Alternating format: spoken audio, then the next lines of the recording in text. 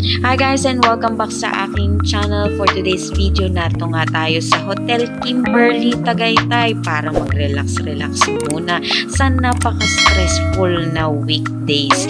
Ngayon nga ay nandito na kami sa loob. Makikita mo nga kagad dito ang lobby nila.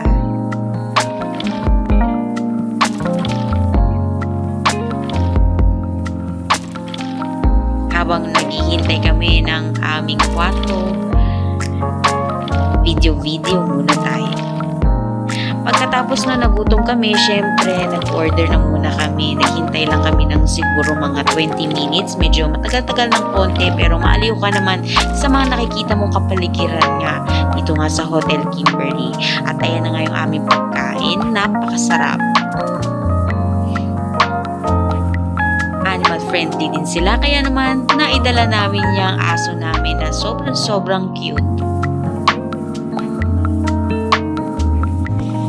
Pagkatapos naman yan, ayan na, nag-swimming na yung anak ko dahil excited na nga siya sa tubig. Warm nga palang tubig na yan, kaya hindi ka lalabigin. Pagkatapos niyan, ay naglakad-lakad nga ulit ako. So nakita ko nga itong playground na ito, na matutuwa talaga ang mga bata.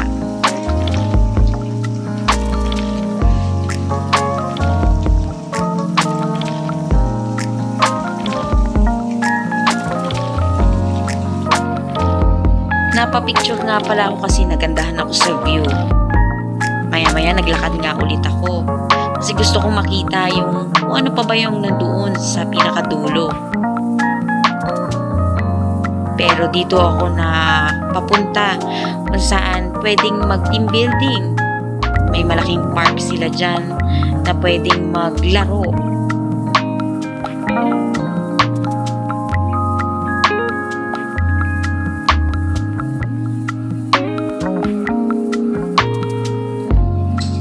Tapos ito yung kanilang function room pag may mga weddings or events.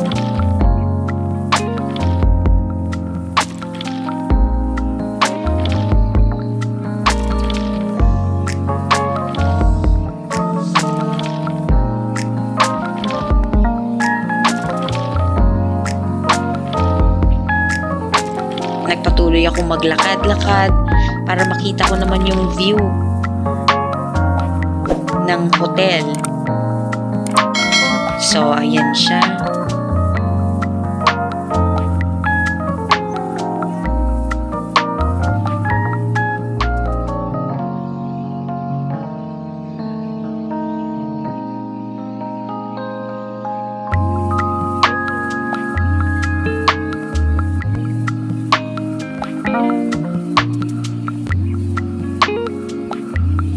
Medyo malamig ang tubig dyan, kaya nanginginig yung anak ko. Tapos makikita mo dito sa elevator, ayan yung mga oras nila at presyo.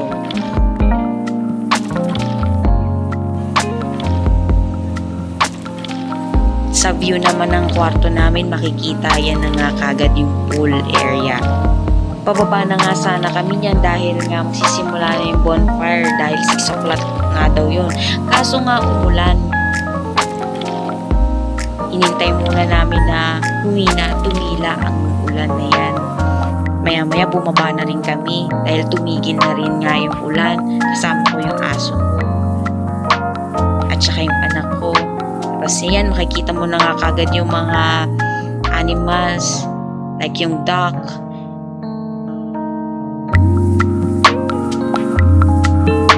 Din dito yung marshmallow. Pupunta lang dito nga sa naka-yellow na babae, kaya naman pumila yung anak ko dyan at humingi na nga rin siya ng marshmallow.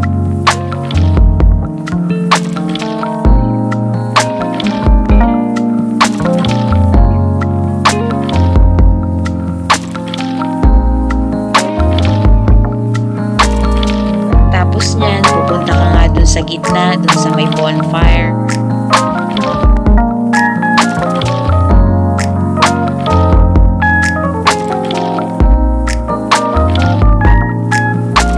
Pagkatapos tinikman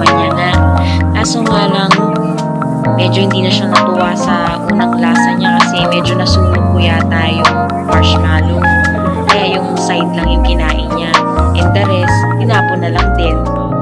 Hold it, you hold it, you hold it, you hold it. Pagkatapos naman nun, sabi ko, bumalik na kami sa room namin kasi medyo dumidilim na nga rin.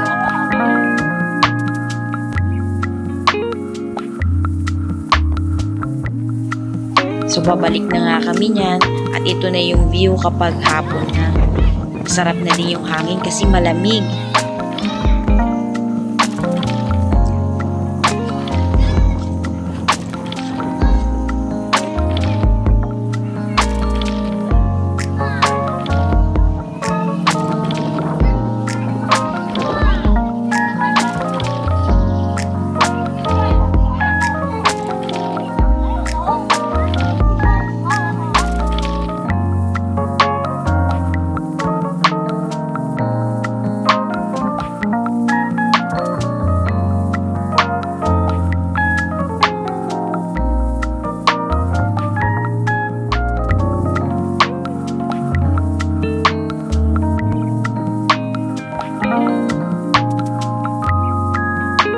So, bumalik kami ulit doon sa may bandang events place nila dahil natutuwa ako sa ilaw at saka ang ganda, lalong-lalo na kapag may wedding and events.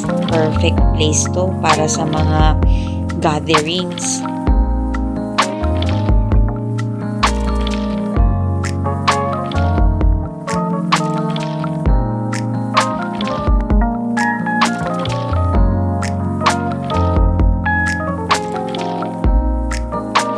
So, nakabalik na ulit kami sa room namin. Pagdating naman ng 7 PM, may free naman dyan na movie, pati popcorn. Manonood ka nga lang dyan. Kaso, hindi na kami bumaba kasi pagod na rin kami. So, the next day, breakfast time. So, unang-una ko nakita is yung mga pastries, pancake, bread, and yung cinnamon. Sarap yung cinnamon yan. Lambot din ng tinapay.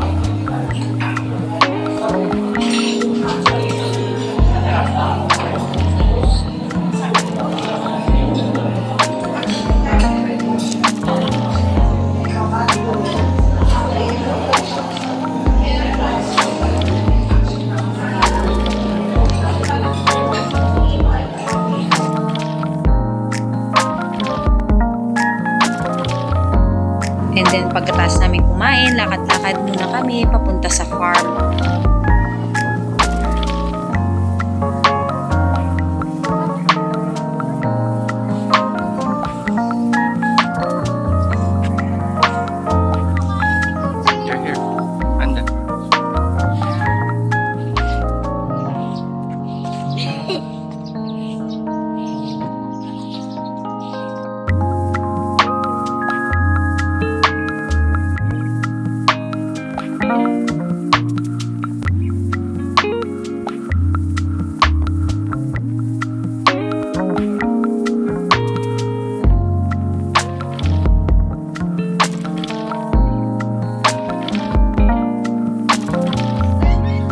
Tapos, pwede ka magpakain dyan ng mga animals. 50 pesos yung isang bucket na ganyan.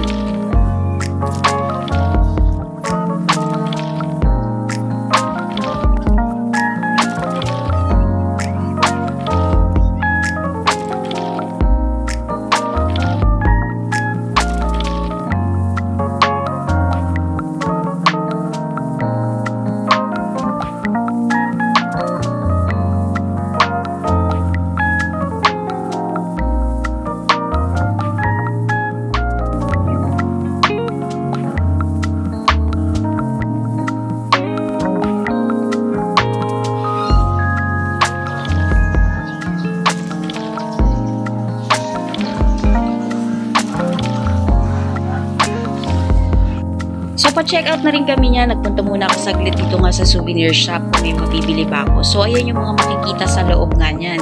So, yan na nga guys. Dito ko na muna tatapusin ang aking video. Sana naman nag-enjoy kayo. Maraming salamat sa inyong panonood. See you until my next vlog. Thank you for watching. God bless.